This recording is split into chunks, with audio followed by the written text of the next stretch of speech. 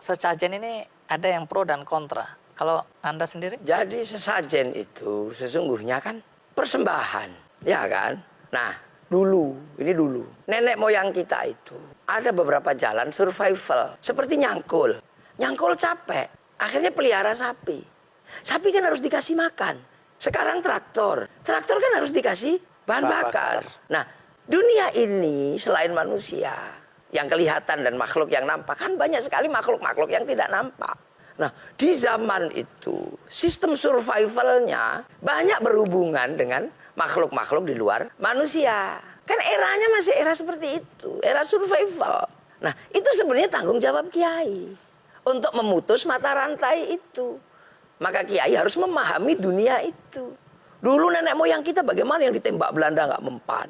Bagaimana kemudian ada yang tahu-tahu suruh ngambilin kelapa, tapi bukan manusia. Nah, makhluk-makhluk ini kan juga harus dikasih makan dulunya. Nah, kita ini dikasih tanggung jawab. Kita ajak ngomong makhluk-makhluk itu, kamu sekarang sudah bukan waktunya lagi makan. Karena nenek-nenek anak-anak sekarang sudah punya teknologi di luar teknologimu. Ini kan teknologi yang disebut teknologi makhluk astral itu, Mas Andi. Nah, itulah makanya kiai itu jangan mudah-mudah. Dulu sebelum ada agama yang diajarkan oleh Rasulullah masuk sini, nenek moyang kita itu biasa berhubungan dengan kayak gitu. Ngangkat batu gede sebelum ada traktor, bulldozer, pakai apa? Mereka pasti juga minta sesuatu. Nabi Sulaiman, iya kan kelasnya Nabi. Bangun istana Salomon itu gede-gede, pakai makhluk seperti itu. Berhubung Nabi, dia nggak minta jatah, nggak minta upah. Tapi tempat kita yang orang biasa, makhluk begitu minta upah. Dalam bentuk sesajen itu. Dalam bentuk sesajen itu awalnya. Nah, tugas kiai menego sebenarnya. Jangan memusyrikan, jangan mengkafirkan. Jangan mengatakan itu nggak ada. Karena kamu datang belakangan. Kamu nggak pernah bertanggung jawab pada survivalnya mereka sebelum kamu datang. Jadi agama juga jangan sombong dong. Jangan angkuh. Kan gitu. Ini kan baru datang. Peradabannya sudah ada. Tiba-tiba langsung sapu bersih, nggak bisa begitu. Nenek moyang kita sebelum agama itu datang, survivalnya seperti itu. Maka ada di dalam tradisi pesantren mempelajari ilmu-ilmu untuk memutus mata rantai itu. Agar apa? Agar dia berhenti, berubah menjadi manusia yang tidak lagi tergantung dengan yang seperti itu. Ini kan fase. Jadi itu alasan Anda untuk bisa memahami kalau ada orang masih memberikan sesajen-sesajen itu.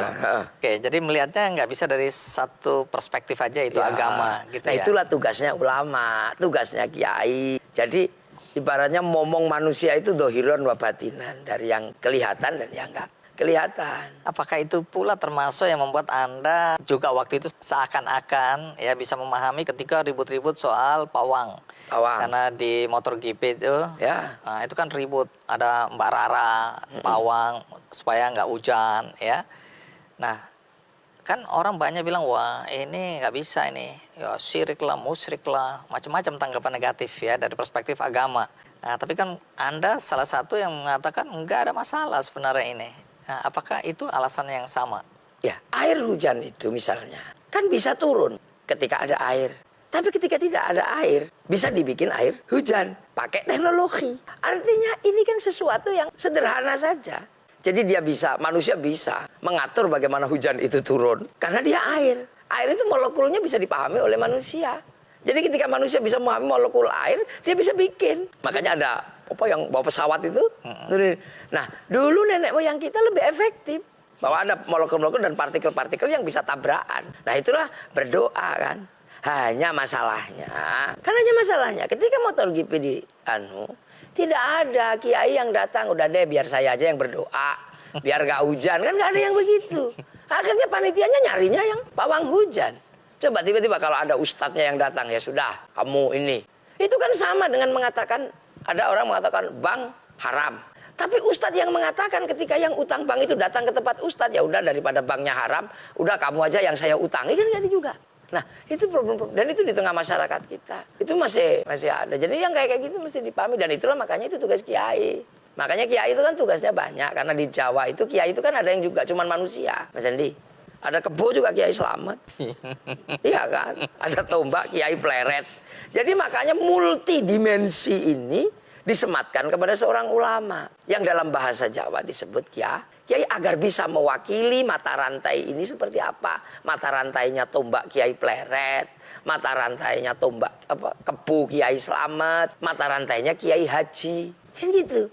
Nah, simpulnya akhirnya kan ada pada ulama. Nah, jadi ulama makanya oleh para orang tua dulu, para wali disebut kiai itu agar bisa memahami arus masyarakat yang berada di Kiai Slamet, arus masyarakat yang ada di Kiai Pleret. Makanya tidak disebut ustadz, kan gitu. Makanya tempatnya langgar. Karena di situ punya dinamika apa saja agar umat bisa masuk berada di situ. Kalau musola hanya tempat sholat. Makanya kiai itu langgar. Muridnya ya macam-macam.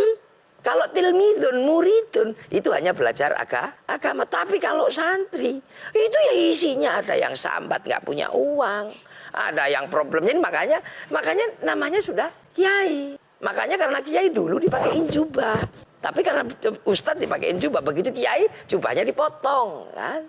Baju syar'i dipotong, potongannya jadi sarun ini. Dulu di Jawa nggak punya huruf ain, punyanya mogo potongo. Maka sarun jadi sarung. Loh.